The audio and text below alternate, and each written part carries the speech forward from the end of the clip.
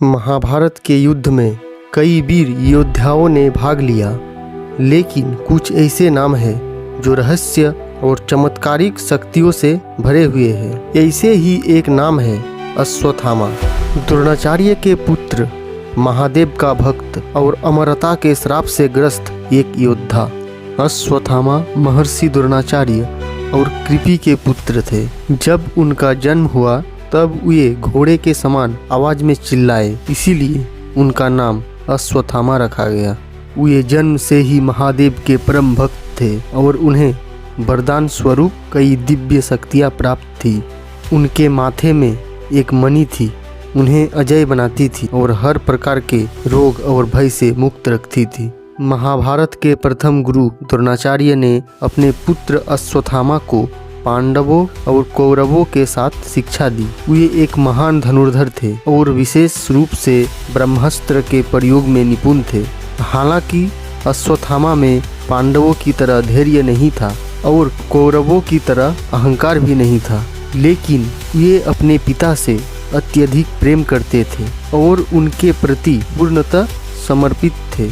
जब कौरव और पांडवों के बीच महाभारत का युद्ध हुआ तो अश्वत्थामा ने कौरवों की ओर से भाग लिया था।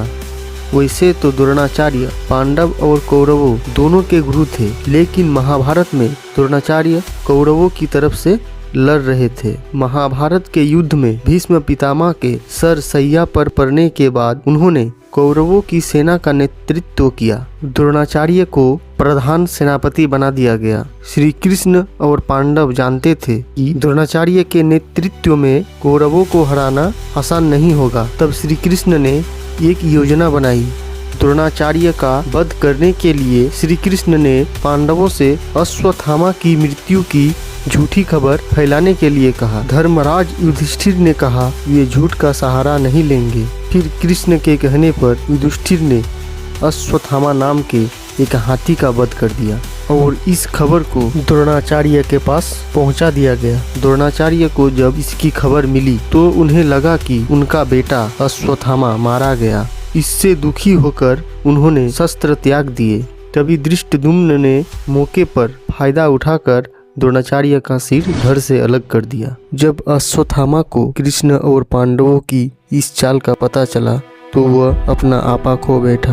अपने पिता की मृत्यु से अश्वत्थामा अत्यधिक क्रोधित हो गए और उन्होंने पांडवों का संहार करने की ठान ली। महाभारत के युद्ध के अंतिम दिन अश्वत्थामा, कृतवर्मा और कृपाचार्य ने मिलकर पांडवों के शिविर पर रात में हमला किया। यह युद्ध के नियमों के विरुद्ध था, क्योंकि रात में युद्ध करना निषिद्ध था। अश्वत्थामा ने शिविर में सो रहे द्रौपदी के 5 पुत्रों को पांडव समझकर उनका निर्दयता पूर्वक वध कर दिया। जब पांडवों को इस भीषण हत्या का पता चला तो वे अत्यंत क्रोधित हो गए और अश्वत्थामा से बदला लेने के लिए आगे बढ़े। जब अर्जुन ने अश्वत्थामा को घेर लिया तो अश्वत्थामा ने अपनी रक्षा के लिए ब्रह्मास्त्र का संधान कर दिया। ब्रह्मास्त्र एक अत्यंत विनाशकारी अस्त्र था जो संपूर्ण सृष्टि को नष्ट करने की शक्ति रखता था।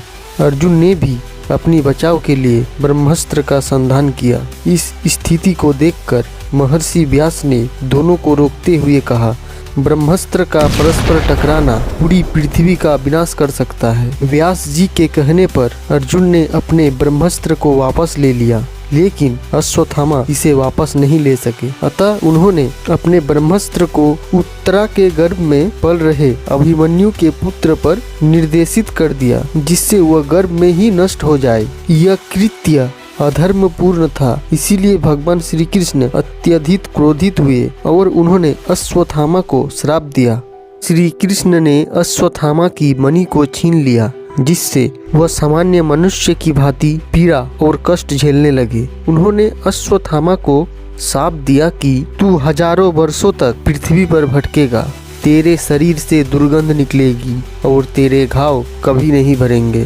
तू अमर रहेगा लेकिन मृत्यु की कामना करेगा, तेरा कोई सम्मान नहीं करेगा और तू अकेला भटकता रहेगा। ये श्राप सुनकर अश्वत्थामा अत्यंत व्याकुल हो गए, लेकिन कृष्ण के श्राप को टालने की कोई शक्ति नहीं थी। महाभारत के युद्ध के बाद अश्वत्थामा घने जंगल में चले गए और आज भी जीवित माने जाते हैं।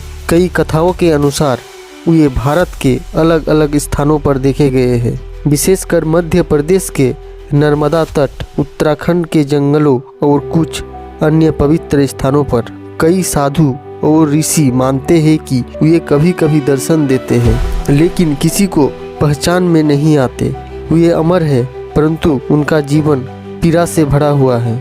अश्वत्थामा की कथा वीरता और शक्ति का पराकाष्ठा है, लेकिन यह भी दर्शाती है कि क्रोध और प्रतिशोध व्यक्ति को विनाश की ओर ले जाते हैं। वे एक महान योद्धा थे, लेकिन उनके अधार्मिक कर्मों ने उन्हें अमर होकर भी असीम पीड़ा में डाल दिया। उनका जीवन यह सिखाता है कि शक्ति और ज्ञान का सही उपयोग ही व्यक्ति को सच्चा योद्धा बनाता है।